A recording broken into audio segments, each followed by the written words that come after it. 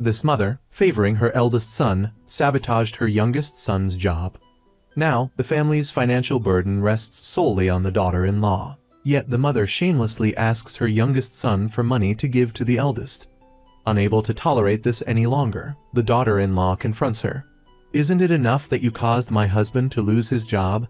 Now you come here asking for money?" Wu Haiyan tells her she won't get a single cent. Enraged, the mother slaps her across the face. Luckily, her husband intervenes and pulls his mother away, otherwise Wu Haiyan wouldn't have held back. She can't comprehend how someone as successful as herself ended up dealing with this kind of person. She was once a top-tier live streamer, but now she's reduced to selling toilet paper. A few years ago, she was a renowned fashion live streamer, consistently ranking first with the highest sales year-round. Her colleagues adored her, but the good times didn't last. Not only did she lose the support of her superiors, but someone with connections replaced her. She questioned Mo Ran about why she wasn't given a chance. Was it because of the friendship between the other person and the chairman? But Mo Ran dismissed her, saying this was reality and she had to accept it. Her colleagues reveled in her misfortune, having long coveted her position. But she refused to give up. She secretly contacted a company that had previously offered her a high salary to lure her away. But reality crushed her again. They bluntly told Wu Haiyan that her performance had declined in recent years and that someone with her high salary demands and low output was about to be fired. Therefore, they no longer needed someone who brought no value.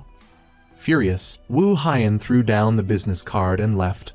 But they still insinuated that there were things in life more important than pride. Back in her car, the woman's words echoed in her mind, causing a splitting headache. Even more worrisome, her manager, Anna, had complained to their superiors about wanting to replace her, claiming Wu Haiyan was dragging down the brand's image. Overhearing this, Wu Haiyan felt a surge of resentment. Later, during a fitting, she discovered the pants didn't fit and complained about the sizing. Anna smugly retorted that the size was correct, as others had worn them without issue. Wu Haiyan demanded respect, but Anna disregarded her, reminding her that she was just a live stream salesperson, not her superior, and told her to watch her tone. Struggling both professionally and personally, Wu Haiyan was at her wit's end. Anna continued to taunt her, telling her to consider her own worth before acting so self-important. Finally snapping, Wu Haiyan slapped her and declared, "Then I'll show you just how self-important I am." She stormed out of the room. During her live stream, a series of mishaps unfolded. Someone had switched the pants she was wearing with a different size, leading to a wardrobe malfunction on air. To make matters worse, someone staged a prank to scare her, causing her to collapse on the floor, severely damaging the brand's image. She knew someone was deliberately sabotaging her. The simultaneous failures in her work and personal life led to a series of delusions. Finally, she collapsed, defeated. At this moment, Mo Ran, the woman who had abandoned her, extended a helping hand, realizing Wu Haiyan's importance. She planned to use Wu Haiyan to exact revenge on someone who had humiliated her. This ruthless woman threw a wad of cash at her rival, warning her to take the money and leave the industry permanently. She had recently discovered her subordinate trying to curry favor with the chairman, even showing disdain towards her. So, she confronted Su Mai, stating that she was well aware of the company's recent poor performance thanks to trash like her. "Don't think you can do whatever you want just because you're sucking up to the chairman." But Su Mai remained indifferent, saying she only wanted what she wanted and would leave. Mo Ran urged her to stop and showed her records of discounted payments made by Company A. Su Mai feigned ignorance, claiming there was no proof she had taken anything. Mo Ran promptly dumped out her purse, checked the bag's code, and declared, "This is your proof." Su Mai was speechless. Mo Ran then threw the money at her and told her to leave. Later, Mo Ran was invited by the chairman's wife to an exhibition, only to be left waiting for 2 hours. The chairman's wife had actually arrived early and deliberately strolled around, intending to assert her dominance. She then sauntered in late, saying ominously, "Don't do things you shouldn't do without permission. Your presumptuousness hurts me." Mo Ran shrewdly replied that she would consult her next time. The chairman's wife, clearly enjoying her power play, smirked, "Things you shouldn't touch. Why do you decide on your own? How arrogant." She then set her sights on Wu Haiyan, suddenly noticing a striking resemblance to the chairman's first love. Even Wu Haiyan's argumentative mannerisms mirrored the deceased woman. She mused, I abandoned her before because I lacked the power, but now I have that power. She wanted to promote Wu Haiyan. Knowing there's no such thing as a free lunch, Wu Haiyan declined her help. Undeterred, Mo Ran enthusiastically suggested, let's have dinner soon and figure out how to turn things around. Wu Haiyan still walked away. Seeing that Wu Haiyan responded to neither kindness nor force, Mo Ran instructed Anna to switch the pants and orchestrate the ghost prank. Anna questioned the high cost of getting rid of Wu Haiyan, but Mo Ran's true intention wasn't to eliminate her. As she predicted, the chairman noticed Wu Haiyan. Meanwhile, Wu Haiyan returned home dejectedly.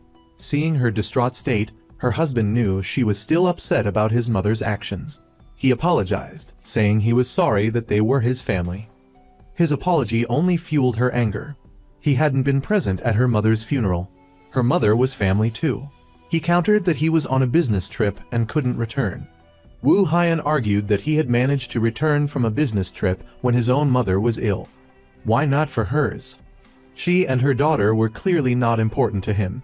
He had even used the money meant for their daughter's tuition. Their daughter overheard their argument and later tucked her mother into bed, thoughtfully wanting to make her porridge. But the reheated porridge was scalding hot. Wu Haiyan heard her daughter scream and rushed to see what happened. Her daughter tearfully explained, "It was so hot, I dropped the bowl. I wanted to bring it to you. Don't people eat porridge when they're sick?" Wu Haiyan saw her daughter's injured foot. After bandaging the wound, she comforted her, but her daughter cried, I'm scared you'll disappear." Wu Haiyan reassured her, "I won't disappear. Don't be afraid of these things. I won't let you get hurt." Just then, she received a call from Mo Ran. As predicted, the chairman hadn't reprimanded Mo Ran, but instead wanted to invite Wu Haiyan to dinner. For her daughter's sake, Wu Haiyan finally accepted Mo Ran's invitation, wanting to seize this opportunity to turn her life around and protect her daughter from further harm. Expecting a private meeting with Mo Ran, she was surprised to see the company chairman upon arrival. Finally understanding the situation, Mo Ran remarked, "What a turnaround opportunity," but Wu Haiyan felt uneasy. Mo Ran received another call. The chairman stared at Wu Haiyan, murmuring, "She really looks like her," struck by her resemblance to his lost love. Misinterpreting his quiet demeanor, Wu Haiyan mumbled her discomfort. However, the chairman kindly reassured her, even joking with her, "Everyone goes through tough times. Let bygones be bygones. The company still needs talented people like you." His eagerness made her feel disgusted. Mo Ran returned, apologizing, "Sorry to interrupt, but your wife just called." The chairman explained, "Women just like to imagine things. If I told her the truth, she'd definitely misunderstand." But Mo Ran corrected him, "It's not that. Your brother-in-law called about a business matter." The chairman apologized and left. At that moment, Wu Haiyan slammed her chopsticks down. "What am I supposed to think now?" Mo Ran said patiently, "I know what you're thinking. You saw the chairman's gentle gaze, didn't you? But he's different from us. He genuinely just wanted to have a meal." Wu Haiyan said seriously, "Why do I seem like you? That's the most unpleasant thing I've ever heard." Mo Ran explained that she was creating an opportunity for Wu Haiyan to turn things around, yet Wu Haiyan was insulting her. But Wu Haiyan felt that their differing perspectives weren't beneficial to each other. She said patiently, "I'm different from you." Mo Ran responded indifferently, "Fine, don't be careful then." As Wu Haiyan opened the door to leave, she saw the chairman smiling genuinely. Without reacting, she turned and walked away. But fate wasn't kind. Suddenly, heavy rain poured down, and Wu Haiyan slipped and fell. Even worse, her high heel broke. Inside, Mo Ran asked the chairman, "Are you thinking of Hee Su?" Seeing him lost in thought, she slowly commented that Wu Haiyan not only resembled Hee Su in appearance, but also in her actions. The chairman snapped, "Nonsense, there's no resemblance whatsoever." Mo Ran quickly apologized, but his wistful expression was exactly what she had anticipated. Lost in memories and regret, the chairman drove away. Deep in thought, he almost hit someone. Stopping the car, he realized it was Wu Haiyan. He drove her to a hotel, thoughtfully taking off his jacket to cover her. Looking at her broken high heel, Wu Haiyan felt like she had hit rock bottom. Gathering her courage, she took off her own jacket and walked towards the chairman. Just as things were about to escalate, the doorbell rang, interrupting them. It was a new pair of high heels the chairman had just purchased. He thoughtfully knelt down and put the shoes on her, asking, "Do you like them?" Their interaction ended there. Early the next morning, the chairman eagerly called Wu Haiyan. Undecided, she hung up on him. Hearing the dial tone, the chairman sensed this case would be difficult. Yet, he couldn't help but recall Wu Haiyan entering the restaurant and her pitiful appearance in the rain. Wu Haiyan also remembered Mo Ran's words, "While opportunities are rare, they can also be created." Just then, she received another call from the chairman. Looking at her daughter, she finally made up her mind. She handed her husband a wad of cash. She decided to separate from him. As long as she stayed with him, she would remain the wicked wife and terrible daughter-in-law in her mother-in-law's eyes. Even though she wanted to use this money to end everything, for her daughter's sake, she wouldn't divorce. She only asked him to play the role of a good father. He expressed his unwillingness, oblivious to the fact that his mother constantly exploited Wu Haiyan for his older brother's benefit, even taking advantage of their niece's tuition money. Wu Haiyan left without a word. At that moment, Du Il uttered, "I love you." Wu Haiyan only felt a sense of ridicule. Were all men this ridiculous? Then, she received another call from the chairman. Remembering her broken high heels, she finally took out the pair the chairman had given her. Looking at the new shoes, she decided to seize the opportunity to turn her life around. The next day, Director SEO told Yoon Na, "You can go home early today, senior. There's a replacement host." Yoon Na angrily demanded, "Why are you doing this to me?" But the weak could not prevail against the strong. She had to leave in anger. Everyone was curious about her replacement. She even bet with someone, "It's definitely not Wu Haiyan." But then, Wu Haiyan walked in with confidence and swagger, stunning everyone. The chairman smiled at Wu Haiyan, but she ignored him and quietly left.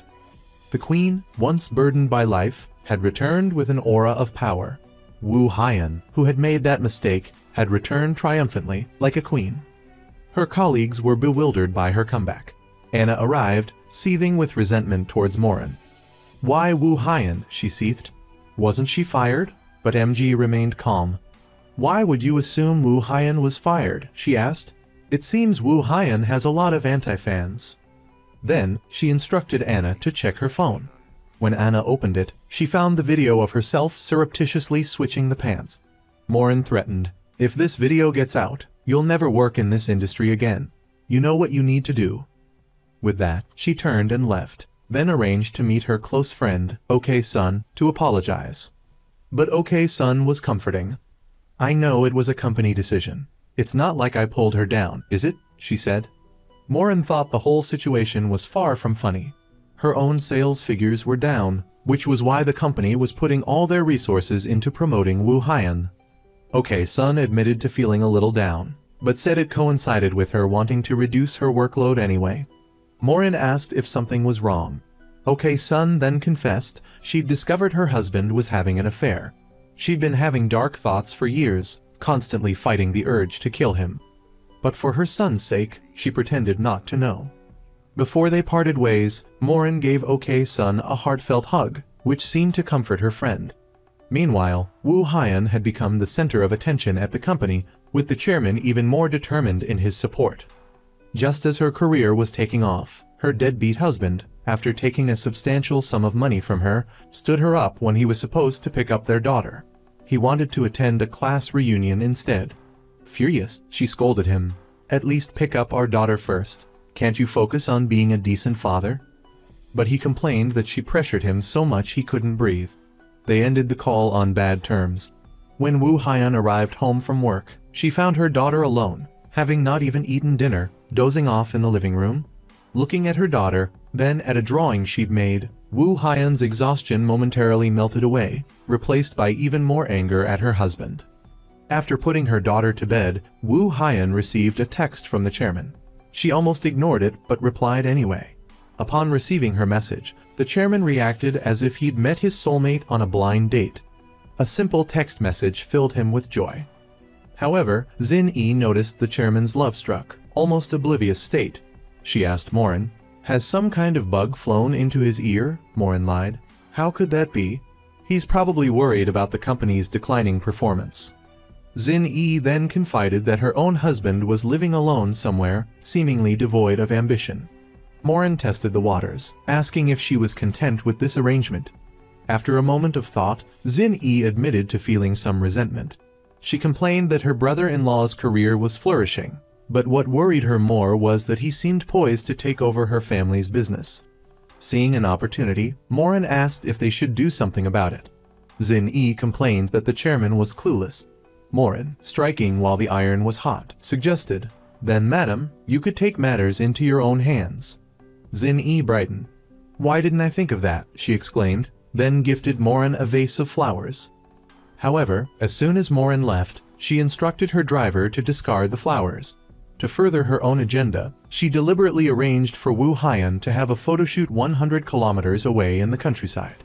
Wu Haiyan's colleagues grumbled about the inconvenient location. After a long day of shooting, the chairman suddenly appeared before Wu Haiyan. He didn't enter her room, but invited her outside to talk. "I hope you don't misunderstand my intentions," he said. "I just want us to be friends who can share our joys and sorrows. I want you to be able to work with peace of mind and make others admire you."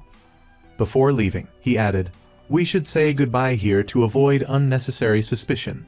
I'm worried that colleagues might see us and gossip." Finally, he smiled. "I hope you'll introduce your precious daughter to me sometime," he said, mentioning he was surrounded by little girls and felt like a fool. Wu Haiyan, rarely seen smiling, smiled back. After saying goodbye to the chairman, Wu Haiyan stared thoughtfully at the pool.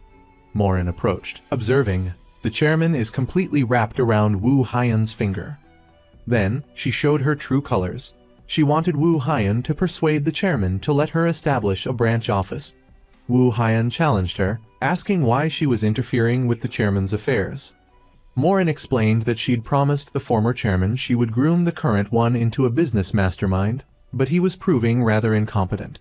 However, she'd noticed he listened to Wu Haiyan, and if Wu Haiyan wanted to become truly unstoppable, she needed to listen to Morin. Wu Haiyan retorted, "And what do I get out of it? You know there's no such thing as a free lunch."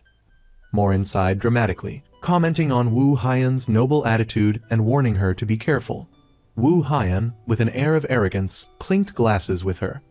"When I want something, I'll let you know," she said, then sauntered off. "Celebrating too early," Morin muttered, releasing her glass. It shattered on the ground, and she too walked away, leaving the mess behind. Wu Haiyan's resurgence wasn't a flash in the pan. Her popularity continued to soar. Even the rarely impressed director became a fan. Her colleagues were stunned, wondering what stroke of luck Wu Haiyan had encountered. As Director Sal was admiring Gu Haiyan's work, a notification arrived. The chairman was hosting a party that evening. Everyone was on edge, wondering why the chairman, a man of such high status, would attend such a low-key gathering. The answer: Wu Haiyan bore a striking resemblance to his deceased girlfriend. Wu Haiyan, initially suspecting the chairman had ulterior motives, had rebuffed his friendly overtures. But OK-Sun, who usually kept her distance, visited Wu Haiyan at home and offered comfort and support. She even gave her a file on the chairman's girlfriend, along with a bottle of the girlfriend's perfume. Now Wu Haiyan understood the chairman's interest. She decided to wear the perfume OK-Sun had given her. The chairman's reaction was predictable. He couldn't take his eyes off her. Sensing the charged atmosphere, Morin suggested the chairman give a toast. He hesitated, but couldn't refuse Wu Haiyan's encouragement. However, every word of his toast was praise for Wu Haiyan, making Morin feel like she'd let a wolf into the henhouse. Finally, the chairman's driver arrived, urging him to leave. He reluctantly rose to depart. Ever the strategist, Morin also stood to see him off. As the other colleagues breathed a sigh of relief, Wu Haiyan, watching Morin's shadow, also stood and excused herself. She hurried after the chairman, saying she wanted to see him off, much to his delight. He then told Morin to go ahead without him. Having no other option, Morin left. Wu Haiyan and the chairman exchanged a meaningful look. Wu Haiyan smiled triumphantly and turned to leave. The chairman confessed that her concern filled him with both joy and trepidation. Wu Haiyan considered this for a moment, then said, "Think of it as a friend helping a friend." The chairman beamed. "Then I came to the right place," he replied. As he was about to offer further encouragement, he caught the familiar scent of the perfume. He paused, a dreamy look in his eyes. Then, nervously, he asked, "Can friends shake hands?" Wu Haiyan smiled and slowly extended her hand. That simple handshake felt like winning the lottery to the chairman. Meanwhile, Morin returned to the party, feeling out of place. Just then, a drunk Sung Woo announced she had something to say. Director Seo tried to stop her, but to no avail. A colleague sitting opposite Sung Woo started filming. Sung Woo confronted Morin about an incident earlier that day. "Why did you just stand there and watch when Representative Kim was in trouble?" Seeing Sung Woo become increasingly agitated, Director Seo tried to pull her away. But as often happens with drunk people, Sung Woo insisted she wasn't drunk and continued ranting. She stumbled, pulling Director Seo into the pool with her. Morin, observing the scene, compared it to her own early days in the industry. She'd been just as young, brave, and defiant, confronting her superiors, declaring, "I can't sell my soul for money." Wu Haiyan remarked that Morin seemed to relish the memory. Morin replied, "They don't understand. The adult world has no absolutes." Then, she stood up. "Don't forget," she said, "they still have important matters to discuss." The woman who had previously rejected Wu Haiyan, after discovering she had ranked first in sales, now wanted to lure her back with a high salary, and even promised to build a personal brand for her.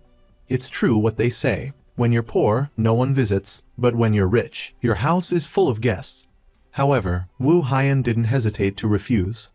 After the interview, Wu Haiyan went to the park to find her daughter and unexpectedly ran into OK Sun. OK Sun asked Mo Ran what had happened during their previous meeting. Wu Haiyan told her that Mo Ran wanted to establish a new branch. OK Sun advised Wu Haiyan that regardless of Mo Ran's ulterior motives, Wu Haiyan was now crucial to her, so she should seize this opportunity. Wu Haiyan questioned why OK Sun wasn't helping her close friend Mo Ran, but OK Sun simply replied, "Wu Haiyan, just know that I'm in the same boat as you." Later, Wu Haiyan told Mo Ran about her desire to start a cosmetics company with her husband as president.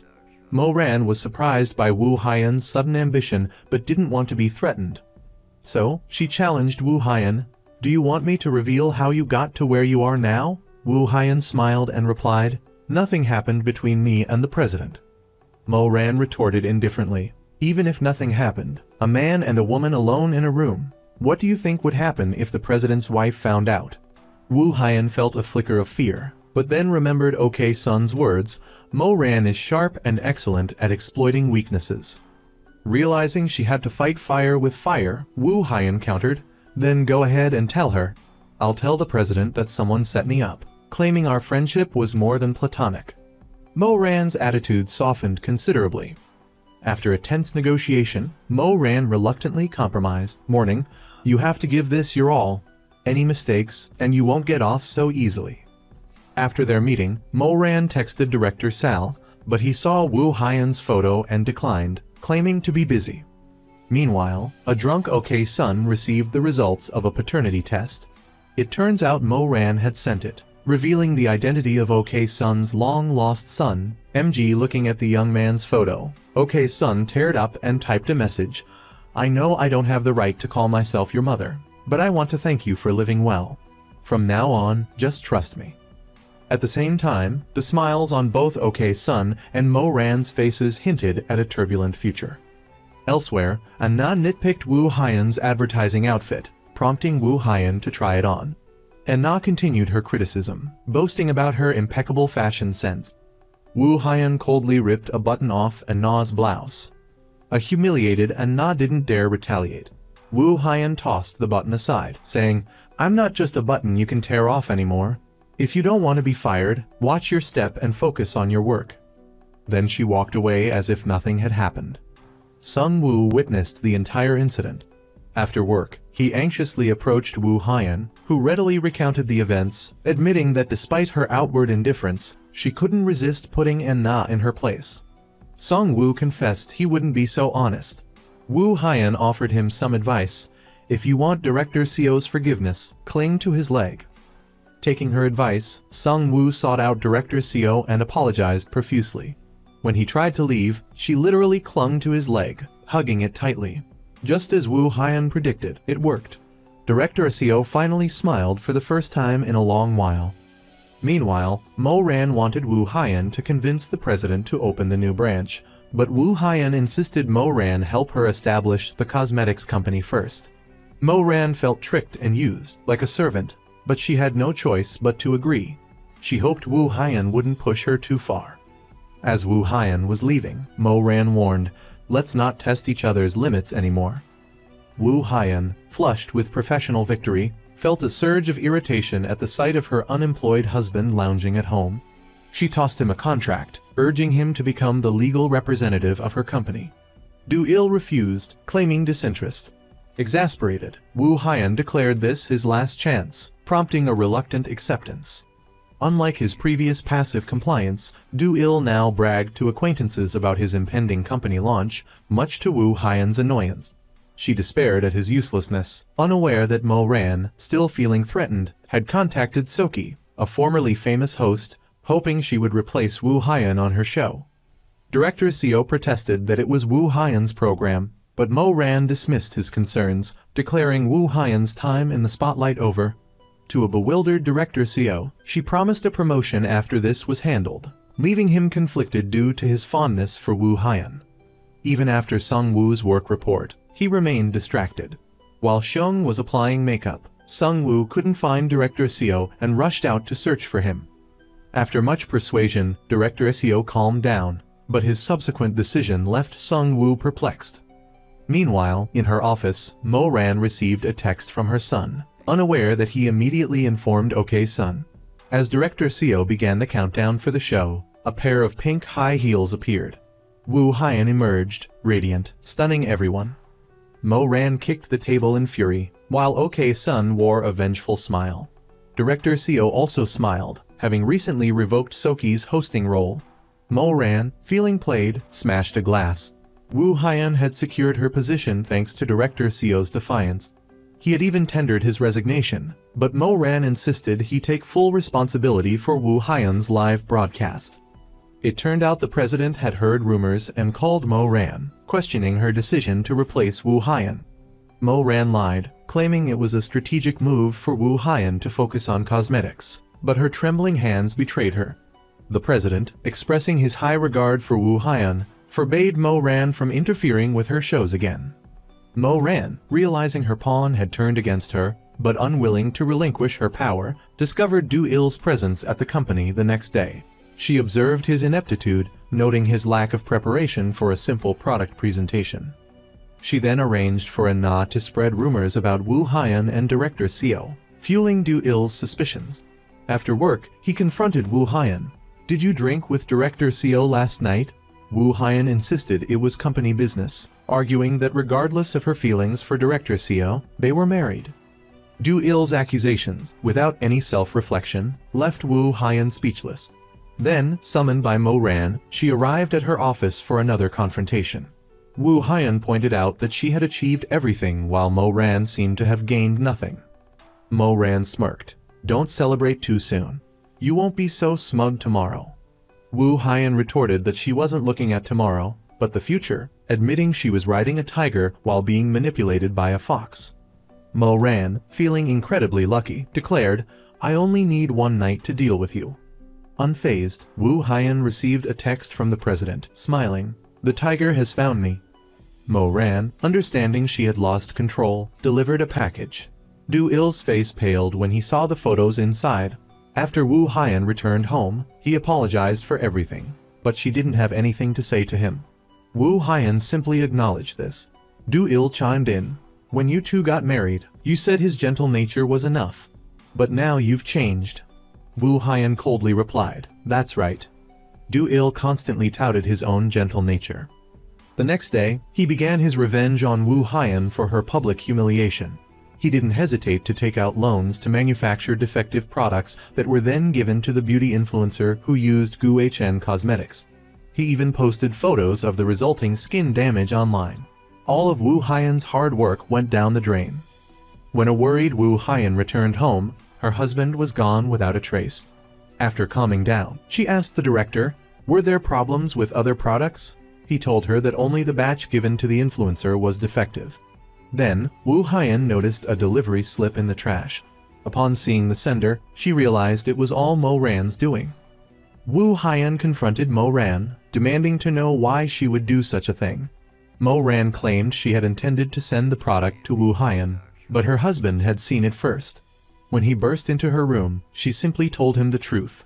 That day, you and the chairman were at a hotel.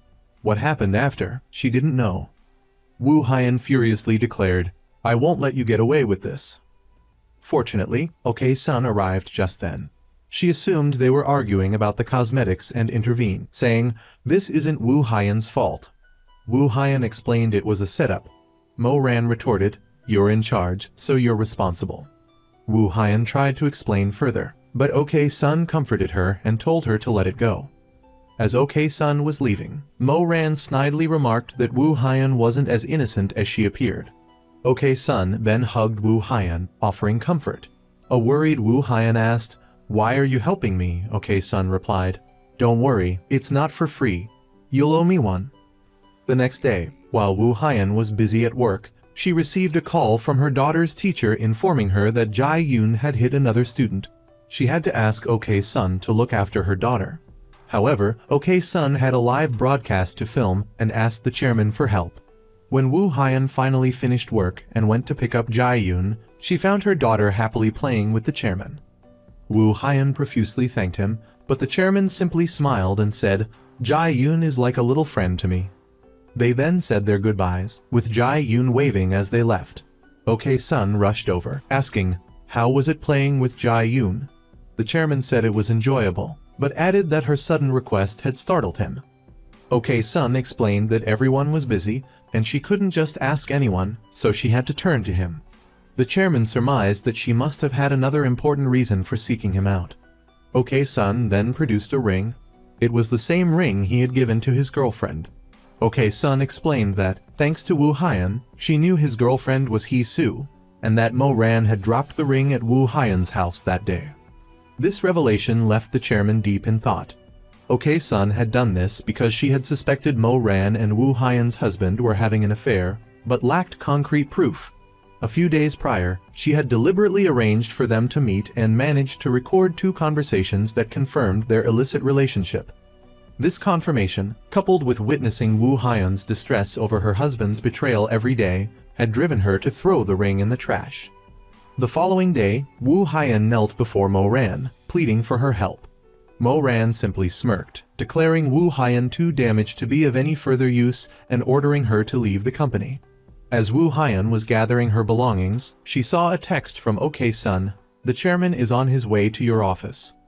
Wu Haiyan instantly transformed, shedding her previous vulnerability and staring directly at Mo Ran. Both women wore triumphant smiles. Wu Haiyan, just moments ago heartbroken and tearful, had seemingly turned the tables with a single text message. Her support had arrived. Seeing Wu Haiyan's apparent distress, the chairman immediately told her to get up.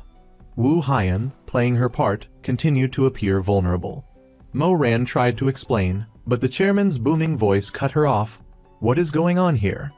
The sudden turn of events was too much for Mo Ran, and she fainted. An ambulance arrived within 10 minutes.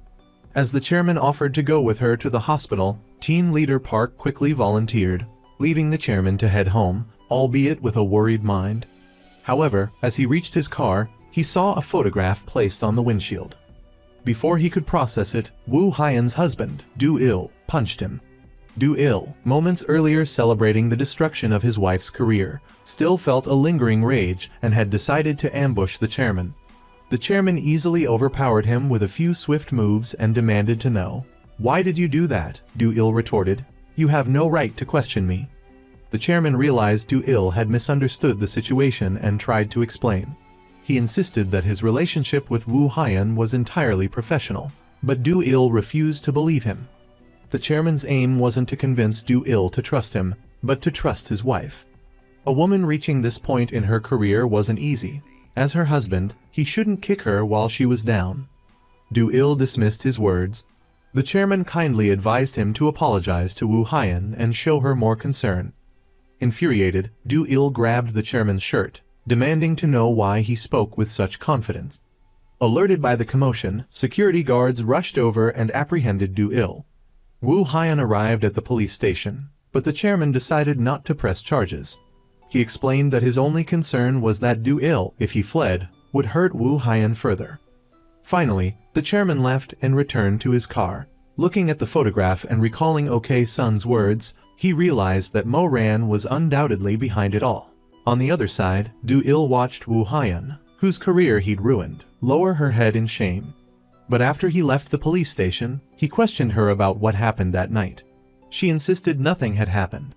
He accused her of clinging to a delusion, destroying her career and life because of it all because he shouldn't have touched her makeup. Du Il's shame turned to anger. He yelled, claiming he'd been driven mad with rage by the photo. He blamed her, saying she was the one who claimed things had changed. Wasn't she wavering because of the chairman? Finally, Wu Haiyan realized Du Il was truly beyond help. She told him she was done with him and he could run away. But for her daughter's sake, she had to deal with the mess he'd left behind. Seeing her resolve and realizing he'd misunderstood, Du Il, the one who had intentionally framed her, started lamenting his own misfortune. At the hospital, doctors urged Mo Ran to have surgery for her severe kidney problems. But she was preparing to be discharged. Just then, Director Seo, who had previously turned against her, arrived with coffee. He came to beg her to spare Wu Haiyan. But Mo Ran said everything has a price, declaring Wu Haiyan's program would be suspended indefinitely. In the car back to the company, she received a call from her husband, Councilman Choi Ok-sun. He anxiously inquired about her health, but she brushed it off, telling him to focus on the election. Unbeknownst to Mo Ran, the driver reported everything to Ok-sun. Standing at the window, Ok-sun recalled the previous night when she'd urged him to visit Mo Ran. He'd refused, yet here he was, entangled with her. Years of suppressed suffering finally broke her. She played him the recording. Ok-sun was her everything, and she begged him not to reveal the truth. He flushed, demanding to know what was going on. Meanwhile, the chairman asked Mo Ran who created the artwork. She claimed it was a gift for Wu Haiyan. He questioned her motives. She insisted she was protecting him by preemptively addressing harmful rumors. He laughed, asking what she was really up to. Mo Ran denied any ulterior motives. The chairman then produced a box and handed it to her. She saw the ring engraved with his name and dropped it in shock. Trembling, she picked it up. The chairman demanded to know why she had it. She stammered, denying any knowledge. He pressed further, asking if she'd visited Hee Su the day she died. Knowing she couldn't avoid the question, Mo Ran admitted she had. He asked what happened. She claimed Hee Su had been crying, complaining about being abused by the late chairman. Hee Su had given her the ring to return. She claimed she didn't realize Hee Su's talk of leaving meant suicide. She and Hee Su were like sisters, she argued. Why would she harm her? Feigning illness, Mo Ran excused herself. Once alone, she poured herself a drink, trying to quell her rising panic. The truth was, she had helped dispose of Hee Su, dragging her body to the rooftop and staging the scene. Her hands were stained with blood, all for a promotion. Hee Su had become a nightmare she couldn't escape. Steeling herself for her next move, she caught sight of her son, who was supposed to be abroad. She rushed after him. Mo Ran reacted emotionally upon seeing James, whom she'd never met. Following Ok-sun's instructions, James had fabricated a tale of hardship, and Mo Ran, falling for Ok-sun's trap, welcomed him home, even preparing a lavish meal. A 20-year friendship had turned into bitter rivalry. Ok-sun, once uninterested in scheming, had become a master manipulator. She wanted to destroy everything belonging to Mo Ran, the woman she'd considered a sister. And the orchestrator of this destruction was her own husband. It turned out Councilman Choi, her husband, had been introduced to her by Mo Ran herself. Ok-sun had believed her caring sister was single. But whenever he was drunk, her husband would incessantly call out Mo Ran's name. For over a decade, she'd swallowed her resentment for the sake of her children. But after obtaining the incriminating recording, she confronted her husband, asking if he'd ever truly loved her. Choi's silence spoke volumes.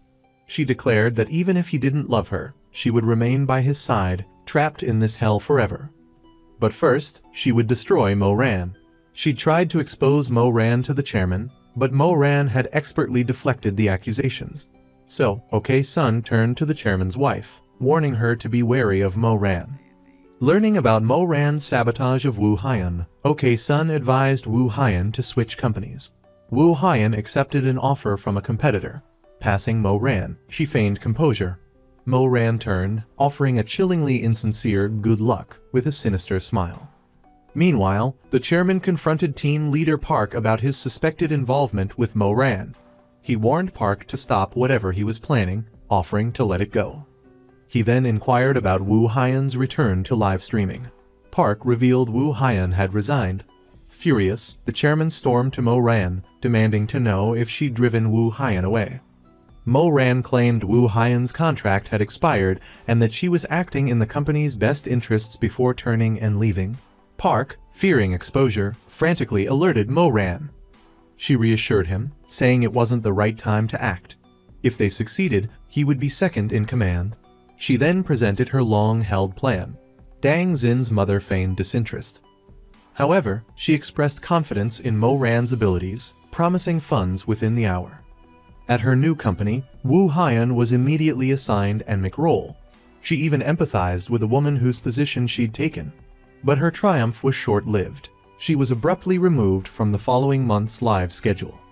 She frantically contacted her manager, Manager Du, but was ignored. Mo Ran had already bought Du's loyalty, assigning her to Anna's fashion show. Enraged, Anna confronted Mo Ran, demanding an explanation. Mo Ran insisted Manager Du was the best fit, adding she'd never intended to promote Anna. Anna, swallowing her anger, turned and left. She contacted Wu Haiyan, sharing their similar predicament and revealing Manager Du's betrayal, all orchestrated by Mo Ran. She confessed to the previous livestream incident, claiming Mo Ran had instructed her. United by their shared adversity, the two women formed an alliance. Back home, Gin replayed Mo Ran's earlier well wishes in her mind. She reviewed the documents OK Sun had given her, memories of Mo Ran and her husband's betrayal flooding back. Resolve hardening, she contacted the chairman, confessing her ulterior motives for approaching him, even implying she'd been acting on Mo Ran's orders. The bombshell left the chairman reeling. Seeing his disarray, Gin played the victim, apologizing for her actions and warning him about Mo Ran's plot to seize the company. When the chairman asked why she was revealing this now, she softly replied she feared crossing a line. Just as Wu Haiyan predicted, the chairman embraced Gin as she left, while Wu Haiyan watched with a knowing smile. Elsewhere, Mo Ran, oblivious to OK Sun's impending night visit, chatted cheerfully with James. OK Sun stormed in, ripping apart Mo Ran's travel photos. When Mo Ran questioned her, OK Sun icily replied she wanted to destroy everything Mo Ran held dear. She recounted years of Councilman Choi drunkenly calling out Mo Ran's name, demanding to know why Mo Ran had treated her so cruelly. Was it out of pity? Mo Ran frantically tried to explain it was a misunderstanding, but OK Sun pressed on relentlessly. Cornered, Mo Ran whispered that OK Sun was the most precious person to her. OK Sun's naivety had shown Mo Ran what happiness felt like. Without her, Mo Ran would have crumbled long ago. But OK Sun's priority was Councilman Choi. Mo Ran claimed to have relinquished him to OK Sun, finding happiness in OK Sun's own. But OK Sun, blinded by rage, refused to believe her. She declared that everyone Mo Ran cherished met a tragic end, and even the ring the chairman received was part of Mo Ran's scheme. Panicked, Mo Ran denied everything. Her eyes flickered towards James's room, arousing OK Sun's suspicion. She moved to investigate, but Mo Ran pleaded with her to spare the boy. Before leaving, OK Sun chillingly warned this was just the beginning, telling Mo Ran to save her tears for the hell that awaited her. Rem overheard everything. Meanwhile, Wu Haiyan, employing a strategy of feigned vulnerability, pleaded with the chairman for another chance. Returning home, she wore a triumphant smile. The next day, the chairman approached Director Xiao, tasking him with secretly creating a program for Wu Haiyan. A mixture of elation and apprehension washed over Xiao, who questioned the chairman's true motives. When the chairman asked, "Don't you like Wu Haiyan?" Xiao cautiously replied it was a professional admiration. The chairman, declaring they were on the same page, urged him to begin preparations. Despite his unease, Seo texted Sung-woo, requesting a private meeting. The text led Sung-woo to believe Seo had romantic feelings for him. Seo's insistence on secrecy only fueled Sung-woo's fantasies. However, seeing Anna and Woo Hyun return to work shattered his illusions. As the trio discussed work, Sung-woo felt excluded. Meanwhile, team leader Park and Mo-ran plotted their takeover. They were just 5% shy of surpassing the chairman. Park voiced concerns about shareholder loyalty, but Mo-ran remained confident, certain their greed would win out. Afterward, Mo-ran stated it was time for him to receive some benefits. He'd been striving for a promotion for years without success, finally achieving a permanent position. Meanwhile, OK-sun was complaining to Dong Hyup about permanent employee Park when she suddenly received a message from D. It turned out D didn't want to continue with the ambush. OK-sun consoled him, saying, "Don't you want to find your lost sister? If you acquire shares of Mazin, I'll ask my husband to help you find her." Then, she offered him a generous reward. Only then did D abandon the idea of quitting. Elsewhere, Mo-ran proactively arranged a meeting with Councilwoman Choi for the first time. Councilman Choi questioned why they were meeting. Mo-ran explained that OK-sun misunderstood their relationship, piquing the councilwoman's curiosity. "What did OK-sun say?" she asked, but then added, "That's not important. What matters is that OK-sun resents me to the core. You must clear up this misunderstanding between us. From now on, I won't reply to any of your messages. Just tell OK-sun we have no relationship." He angrily retorted, "How can Mo-ran be nothing to me? If I could go back, I would never have let you go. Why should I live my life for Mo-ran?" Mo-ran remained silent for a moment before responding, "You are nothing to me, and I have nothing to be ashamed of. I hope you can resolve this yourself." With that, she turned and left. The next day, Woo Hyun returned triumphantly. Thanks to the efforts of several people, the merchandise Woo Hyun was selling quickly sold out. The chairman asked Mo-ran for her thoughts, to which she replied, "Does my opinion matter now?" The chairman stood up, reminiscing about past joys and sorrows, and confessed that he didn't want to be enemies with Mo-ran. He asked her to halt all her plans, but she claimed to have none. The chairman then asked, "Do you know about Miller Corporation?" She feigned ignorance, infuriating him. This led to a confrontation between them. Mo-ran intended to conclude everything that day, her top priority being to meet someone and seize the chairman's company. Mo-ran asked Zin-E to sign a share transfer agreement. However, Zin-E wasn't as naive as she appeared. She stated that to protect herself from deceitful people like Mo-ran who try to steal assets, she had learned how to be cautious. Zin-E claimed she was just playing with Mo-ran, but she had a plan. Acquiring Zin-E's shares would be simple, because she held Zin-E's fatal weakness. Zin-E abruptly grabbed Mo-ran's hair, but Mo-ran remained nonchalant, saying, "Don't regret this, Madam Chairwoman." Zin-E attempted to grab her hair again, but Mo-ran stopped her. "I know you killed Hee-soo," she revealed. Zin-E was startled but feigned composure, saying, "The police ruled it a suicide. Without evidence, you can do anything to me." Mo-ran then recounted the entire incident and played a recording. It turned out Mo-ran had intentionally set a trap for Zin-E's mother, mentioning a camera that recorded the events of that night. Years ago, Zin-E had gone to see Hee-soo. After seeing the ring on Hee-soo's finger, she had recklessly pushed her during an argument. Hee-soo fell, injured and unable to get up. Mo-ran arrived, panicked, and then saw Zin-E's mother. Under pressure, Mo-ran helped her drag Hee-soo to the rooftop, staging the scene as a suicide. To obtain Zin-E's shares, Mo-ran had deliberately sought out her mother and extracted the truth. Zin-E, terrified, picked up a small knife and said, "She was an accomplice, so what can you do to me?"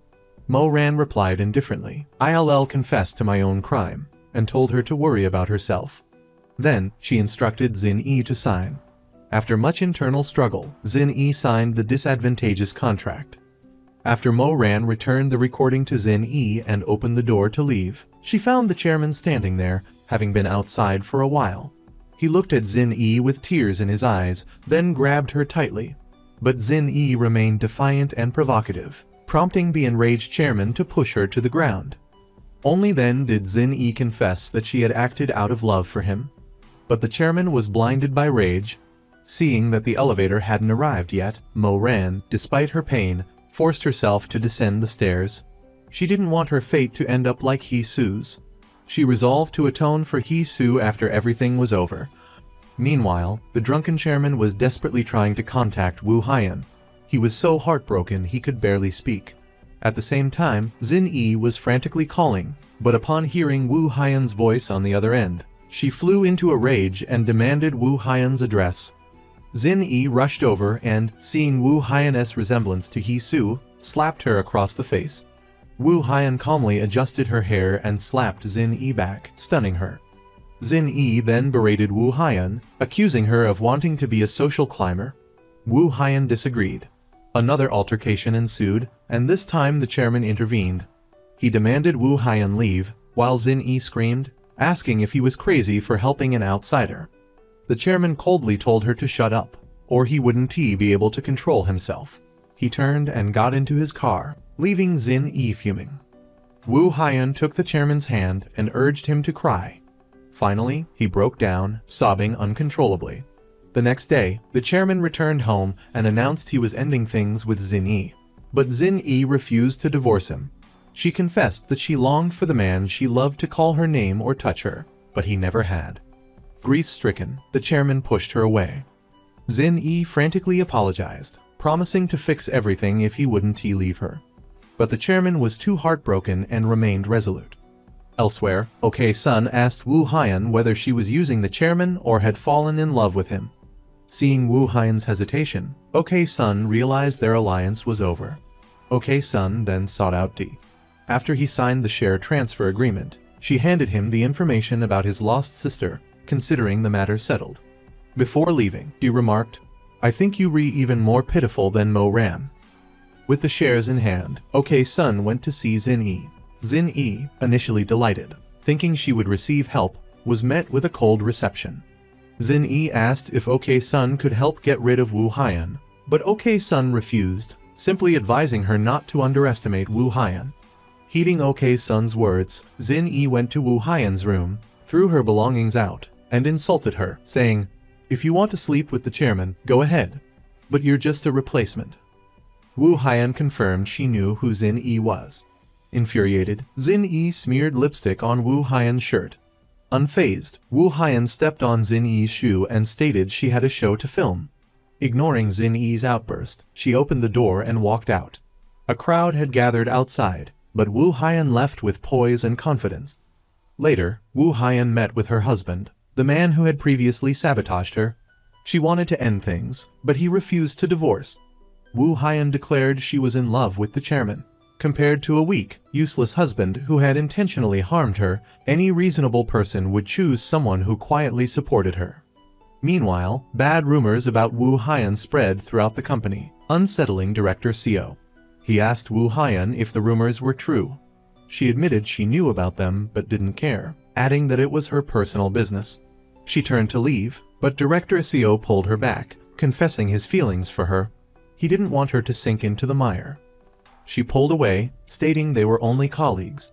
Later, at home, she put on the shoes she bought online and went to the chairman's house. She said she came to apologize and to accept an apology. Xin Yi retorted, asking why she should apologize to someone like Wu Haiyan, especially since Wu Haiyan had coveted the chairman first. Wu Haiyan replied that she initially felt ashamed, but after Xin Yi's outburst at the company, she decided to take everything from her. Xin Yi angrily threw a glass, which Wu Haiyan countered by claiming the chairman loved her more. Xin Yi laughed, calling her a replacement. Wu Haiyan retorted that Xin Yi couldn't even manage to be a replacement. She then raised her foot, commenting that good shoes bring good luck, especially those gifted by the chairman. She leaned closer to Xin Yi and said she didn't need to make herself so pathetic. With that, she confidently left, leaving the heartbroken heiress behind. Elsewhere, Mo Ran visited the orphanage, seeking information about Dam Yi. The director, bribed by OK Sun, claimed ignorance. Mo Ran noticed a picture of OK Sun on the wall and asked if she had been there. The flustered director feigned uncertainty. Later, noticing the picture was gone, the director hurriedly informed OK Sun. When OK Sun returned home, she found her son looking at a photo album. She quickly retrieved it, but Deng Hai remarked that the picture felt unfamiliar. He had lost his childhood memories. OK-sun reassured him that the past wasn't important, only the present. However, she wasn't as calm as she appeared. She warned Councilman Choi to be careful. She didn't want Dong Hai to be hurt if he discovered he wasn't their biological son. If he learned the truth, she would deal with him and Mo Ran ruthlessly. The next day, OK-sun used Dam E's phone to contact Mo Ran. She revealed that Dam E wasn't Mo Ran's son, leaving Mo Ran stunned. Then, she claimed the entire situation was a fabrication. Heartbroken, Mo Ran stood to leave, but OK-sun expressed disbelief at her cruelty, accusing her of wanting her son's kidney to save her own child. Mo Ran angrily denied this, asking why OK-sun had become so terrifying. OK-sun blamed Mo Ran's deceit. Mo Ran insisted she had always been sincere, but the hateful OK-sun refused to listen. She cruelly revealed that the son Mo Ran abandoned as a child was actually her son, Dong Hai. It turned out the hair sample Mo Ran used for the DNA test belonged to Dong Hai. This shocking revelation left Mo Ran reeling.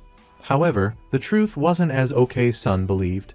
The truth was, the son belonged to Mo Ran, the chairman of the company where OK-sun's husband, Councilman En, worked. Councilman En admired Mo Ran and, knowing OK-sun was unable to have children, offered to raise the boy. Mo Ran, not wanting OK-sun to misunderstand, initially refused. However, OK-sun overheard the entire conversation. Mo Ran, regaining her composure, later requested to meet Dong Haiyan, her son. But OK-sun, misunderstanding, believed Mo Ran wanted the boy's kidney. She told Mo Ran not to even think about it, claiming it was best for Dong Haiyan not to know a mother like her. Distraught, Mo Ran nearly had a car accident. Pulling over to the side of the road, she reminisced about her time with Dong Haiyan. The next morning, she rushed to the orphanage to demand an explanation as to why her son had been given to OK-sun. The director explained that after Mo Ran left her son there, Councilman Choi arrived with a photo, followed shortly by OK-sun. Crucially, OK-sun never revealed the child was Mo Ran's. Mo Ran questioned whether Councilman Choi knew the truth, but the director claimed she hadn't told him. Mo Ran realized then that OK-sun and the director had fabricated the blood test reports. Mo Ran raced to Councilman Choi's office, demanding to know if he had truly been unaware. He claimed to have only recently learned the truth. He explained that when he'd initially inquired about adopting the child, the director had told him the boy had been adopted by an American couple. Mo Ran reproached him for not searching harder. Councilman Choi retorted, asking who else could have helped her besides him. She accused him of causing more harm than good, fueling OK-sun's misunderstanding and driving her to this extreme act of revenge. He promised to use all his connections to help her, but she declared it was too late. When OK-sun returned home, Councilman En confronted her, asking why she had done all this. She confessed her despair upon learning of her infertility, describing it as her world collapsing. She had sought comfort in her husband's embrace, only to witness a joy she'd never seen before. Driven by jealousy, she resolved to destroy their happiness and claim it for herself. Councilman En accused her of madness, reminding her that she had considered Mo Ran a sister. OK-sun bitterly countered, asking if a sister would steal her sister's husband. He questioned her delusional thinking. Their argument was interrupted by Dong Haiyan's arrival. It must be said, Councilman Choi deserved some of the blame. If not for his actions and the misunderstandings they created, the inherently kind OK-sun might not have become so vindictive. Honesty between husband and wife is paramount. Every night, the boy was plagued by nightmares, relying on medication to find peace. After taking his pills, he would deliberately drop the glass and step on the shards, a manifestation of his profound insecurity. His mother's concerned reaction to his injuries, her expressions of pain and care, were precisely what he craved. Intelligent beyond his years, Dong Haiyan had long known he was adopted. When his therapist asked about his feelings upon discovering the truth, he replied, "Since I'm adopted, I have to be even more obedient so I won't be abandoned." The therapist questioned his pessimism. Dong Haiyan recounted the unforgettable look of disgust in his mother's eyes when he was younger, a memory that had ingrained itself into his being. However, when he drew a picture of his family, his mother smiled at him for the first time. From then on, she continued to smile, and he learned that his efforts could bring her joy. The therapist inquired about their current relationship. Dong Haiyan replied, "It's good. We're very happy now." Despite this, the therapist stressed the importance of taking his medication, emphasizing the severity of his condition. Returning home, he found his parents arguing, forcing him to feign nonchalance. But the secret he carried continued to gnaw at him, leaving his heart riddled with holes. The following day, Ok's son met with the chairman to confess. She intended to maintain control of his business, with him as a figurehead and her pulling the strings from behind the scenes. She proposed installing Do-him in Mo-Ran's position, claiming her actions were for both his and her own benefit. At that moment, Shin Ae burst in, demanding to speak with the chairman. Unwilling to waste words, he had security escort her out. He then questioned Mo-Ran, asking if Ok's son's takeover was part of her plan. Mo-Ran felt no need to explain, and as she turned to leave, she collapsed. At the hospital, as the chairman watched over Mo-Ran, memories of years past resurfaced. Mo-Ran revealed she had been pregnant, and the chairman realized the child was his father's. He asked why she hadn't gone to the police. She explained that while it might be possible now, back then the law only served the wealthy. More importantly, if his mother had learned about the child, neither she nor the baby would have been safe. His mother, she insisted, always knew everything. The chairman was deeply shaken. Mo-Ran continued, explaining that everything she'd done was to make amends to her son. Moreover, the chairman had a right to know. On behalf of his parents, he apologized to Mo-Ran. For Mo-Ran, hearing this apology before her death brought a sense of peace, as she was in the final stages of kidney failure. This revelation intensified the chairman's pain. He prepared to see Wu Haiyan, but received news of his wife's attempted suicide by overdose. He rushed home to find Shin Ae lying there. It had all been a ploy. He doused her with cold water, urging her to confess to the police, warning that otherwise she would lose him forever.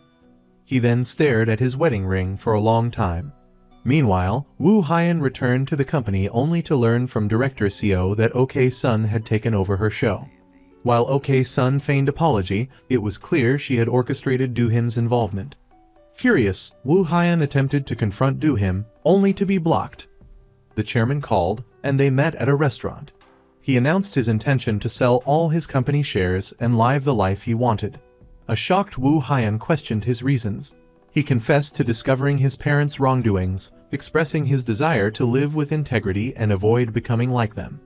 He urged Wu Haiyan to leave everything behind and join him, promising to care for her and her child. Wu Haiyan recoiled in fear as he slowly slid a ring onto her finger. The next day, she confronted her former superior, MG, questioning whether she had been deliberately sabotaged. MG revealed Ok's son's actions and her acquisition of the majority of the company's shares. Ok's son, witnessing their conversation, admitted the truth when confronted by Wu Haiyan. Mo-Ran pleaded with Ok's son to stop and return to her former self, but Ok's son, consumed by hatred, was deaf to her pleas. Remembering Ok's son's past kindness, Wu Haiyan felt betrayed. Following Mo-Ran and the chairman's advice, she reported the chairman's wife to the authorities. Shin Ae was arrested. To further retaliate against her husband, Ok's son hired someone to live-stream accusations of Councilman Choi's infidelity. Dong Haiyan, stunned by the news, rushed to confront Mo-Ran. Overjoyed to see him, Mo-Ran feigned composure. Dong Haiyan held up his phone, asking if the woman in the video was her.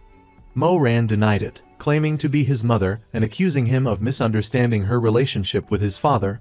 Dong Haiyan angrily retorted, questioning why his mother would misunderstand, certain they must have done something to hurt her.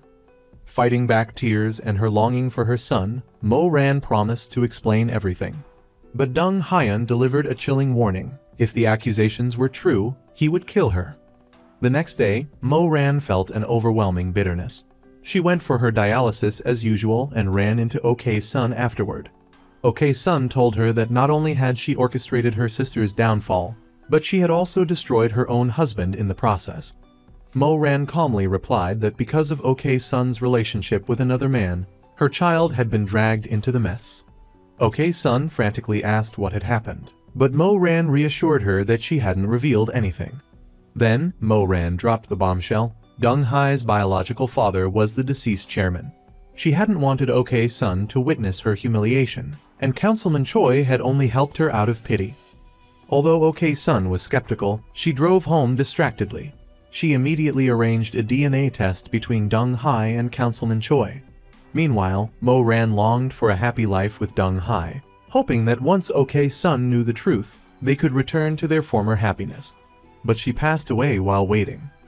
OK Sun, unaware of the test results, never got to say goodbye to Mo Ran. Wu Haiyan remembered Mo Ran's advice: you have to rely on yourself, not others. Wu Haiyan confronted OK Sun, asking why she had relentlessly pursued her ruin. OK Sun admitted she had sabotaged Wu Haiyan out of jealousy. Wu Haiyan retaliated, revealing her knowledge of the secret. Mo Ran was Dong Hai's real mother, and OK Sun had only adopted him to get revenge on Mo Ran. Dong Hai overheard the entire conversation. Hearing the door slam, a panicked OK Sun rushed to check. Wu Haiyan seized the opportunity to blackmail OK Sun, demanding her old position back, or she would lose everything. OK Sun anxiously called Dong Hai, and only calmed down slightly when he said he wasn't coming home. Later, trembling, she opened the DNA results. Seeing the truth, her world crumbled. That night, as she slept, she saw Dong Hai beside her. She asked him what was wrong. He recounted finding Mo Ran's house empty and eerily cold.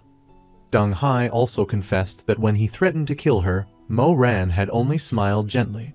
He was consumed with regret for speaking to his birth mother that way. Though OK Sun desperately told him she loved him, Dong Hai felt like a burden to everyone. Heartbroken, OK Sun collapsed. When she regained her composure, she frantically searched for Dong Hai but couldn't find him. Then she received a call from his classmate.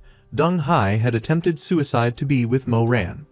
Fortunately, he survived thanks to prompt medical intervention.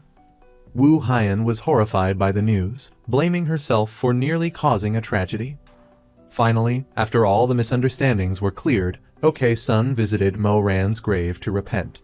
The chairman relinquished all his company shares, embracing the freedom he craved. Wu Haiyan also let go of her ambition and apologized to OK Sun. The two reconciled. After a long absence, Dong Hai finally returned to visit OK Sun. Their relationship healed. Time passed, and OK Sun forgave Dong Hai. He matured and became the company's chairman. Wu Haiyan also rose to the position of CEO.